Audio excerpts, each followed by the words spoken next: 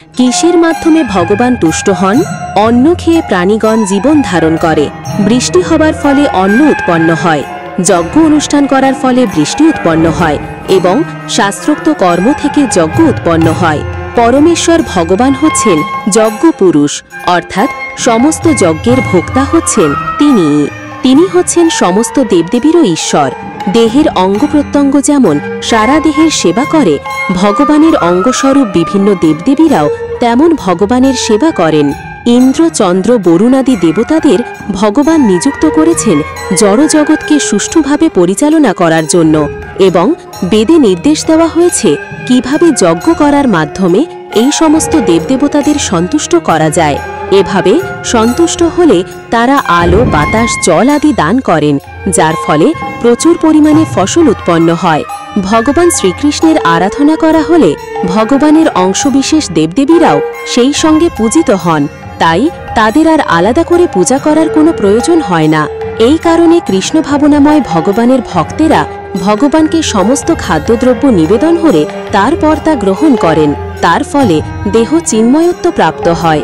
এভাবে খাদ্য গ্রহণ করার ফলে শুধু যে দেহের মধ্যে সঞ্চিত বিগত সমস্ত পাপকর্মফল নষ্ট হয়ে যায় তাই নয়, জড়া প্রকৃতির সকল কলুষ থেকেও দেহ বিমুক্ত হয়।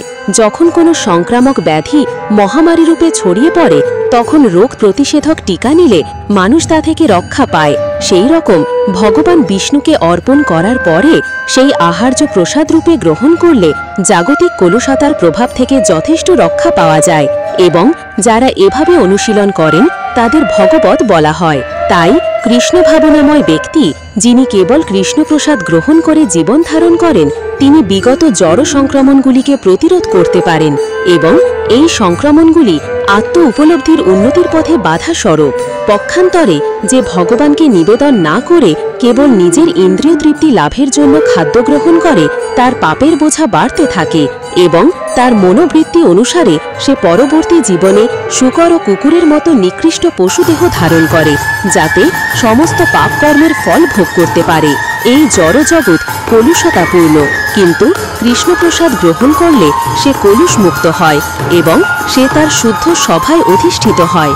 তাই যে তা করে না, সে ভবরোগের কলুষতার দ্বারা আক্রান্ত হয়ে যন্ত্রণা ভোগ করে। খাদ্যশস্য, শাক সবজি, ফলমূলই হচ্ছে মানুষের প্রকৃত আহার্য, আর পশুরা মানুষের উচ্ছিষ্ট ও ঘাস পাতা খেয়ে জীবন ধারণ করে। যে সমস্ত মানুষ আমিষ আহার করে তাদেরও প্রকৃতপক্ষে গাছপালার উপরই নির্ভর করতে হয়, কারণ যে পশু মাংস তারা আহার করে সেই পশুগুলি গাছপালা ও অন্যান্য উদ্ভিদের দ্বারাই পুষ্ট। এভাবেই আমরা বুঝতে পারি যে প্রকৃতির দান মাঠের ফসলের উপর নির্ভর করেই আমরা প্রকৃতপক্ষে জীবন ধারণ করি, বড় বড় কলকারখানায় তৈরি জিনিসের উপরে নয়। আকাশ থেকে বৃষ্টি হওয়ার ফলে খেতে ফসল হয়। এই বৃষ্টি নিয়ন্ত্রণ করেন ইন্দ্র, চন্দ্র, সূর্য আদি দেবতারা। এরা সকলেই হচ্ছেন ভগবানের আজ্ঞাবাহক ভৃত্য। তাই যজ্ঞ করে ভগবানকে তুষ্ট করলেই তার ভৃত্যেরাও তুষ্ট হন এবং তারা তখন সমস্ত অভাব মোচন করেন। এই যুগের জন্য নির্ধারিত যজ্ঞ হচ্ছে সংকীর্তন যজ্ঞ। তাই অন্ততপক্ষে খাদ্য সরবরাহের অভাব অনটন থেকে রেহাই পেতে গেলে সকলেরই কর্তব্য হচ্ছে এই যজ্ঞ অনুষ্ঠান করা। এই সংকীর্তন যজ্ঞ করলে মানুষের খাওয়া পড়ার আর কোনো অভাব থাকবে না। হরে কৃষ্ণ, কৃষ্ণ কৃষ্ণ, হরে হরে। শ্রীমদ্ ভগবদ্গীতা যথাযথ।